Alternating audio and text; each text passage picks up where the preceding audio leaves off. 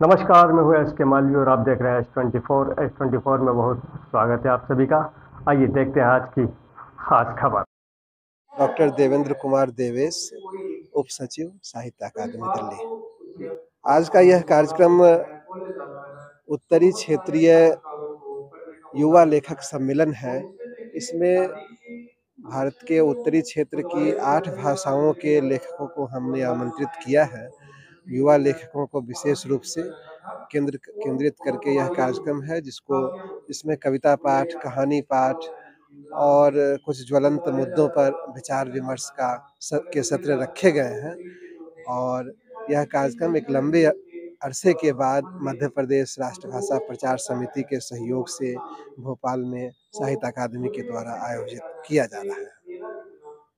कहाँ कहाँ से मतलब ये कार्यक्रम इस कार्यक्रम में दिल्ली, पंजाब, राजस्थान, जम्मू कश्मीर और मध्य प्रदेश के लेखक शामिल हैं। मैं प्रोफेसर अवेल सिंह हूँ, पंजाबी का लेखक हूँ, पंजाबी का समालोचक हूँ और दिल्ली यूनिवर्सिटी में पंजाबी पढ़ाता रहा हूँ, हेड ऑफ द डिपार्टमेंट। ये युवा लेखक सम्मेलन है और जब हम युवा हुआ करते थे तो हमारे जो गुरु लोग थे उन्होंने हमें तैयार किया, हमें इस लायक बनाया कि हम कुछ लिख सके, हम कुछ पढ़ सके।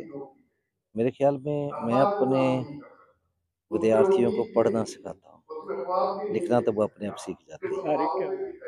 पढ़ना कैसे है लिटरेचर को, और उस लिटरेचर को पढ़कर अपने अंदर कैसे लेके जाना है, कैसे सुना लेना है। आज आपके शिष्य ने कविता पाठ किया है। हाँ जी। आपको कैसा महसूस हुआ उस समय? नेचुरली बहुत अच्छा लगता है जब आपका कोई बच्चा एक्सेल करता है। और मैं Gagandeep Singh, Punjabi poet, as a Punjabi poet Bhopal आया हूँ। और मैंने जैसे स्टेज पर भी बोला था कि मेरा साहित्य से नाता उतना गहरा नहीं था जितना सर की बदौलत हुआ है। सर के साथ जुड़ा हूँ जब से, साहित्य की समझ भी थोड़ी डीप हुई है और अच्छा साहित्य लिखने की कोशिश भी कर रहा हूँ तब से। तो इधर भोपाल में आया हूँ, ये बहुत अच्छा प्लेटफॉर्म है खासकर जंग राइटर के लिए, और कोई संस्था ऐसी नहीं है जो जंग राइटर को इतने अच्छे अच्छे प्लेटफॉर्म दे। इसके लिए मैं साहित्य अकेडमी का भी आभारी हूँ जी। मैं सुभाष पाठक जिया और यहाँ साहित्य अकादमी के प्रोग्राम में बतौर उर्दू शायर के तौर पर शिवपुरी मध्य प्रदेश से शामिल हुआ हूँ। तो किस तरह का आयोजन था आज? आज युवाओं को लेकर एक आयोजन यहाँ हुआ है। जो अलग अलग भाषाओं के जो युवा हैं, अलग अलग भाषाओं में जो साहित्य रच रहे हैं, जो रचनाएं कर रहे हैं, उसको बढ़ावा देने के लिए साहित्य अकादमी की तरफ से एक उत्तर क्षेत्रीय युवा सम्मेलन का आयोजन यहाँ किया गया है। तो आप कितने वर्षों से साहित्य विधा से जुड़े हुए? मैं यूँ समझिए कि मुझे लगभग 10 वर्ष हो गए हैं गज़लें कहते हुए। और अगर मैं शुरुआत की बात करूं तो 2013-14 से मान के चलिए कि मेरी शुरुआत हुई है। और इस सिलसिले में अब तक मेरी 3 पुस्तकें प्रकाशित हुई हैं जो मेरे गज़ल संग्रह हैं, शेरी मजमूए हैं, और 2 पुस्तकों का मैंने संपादन किया हुआ है। तो इस तरह का प्रयास आगे भी जारी रहेगा आपका?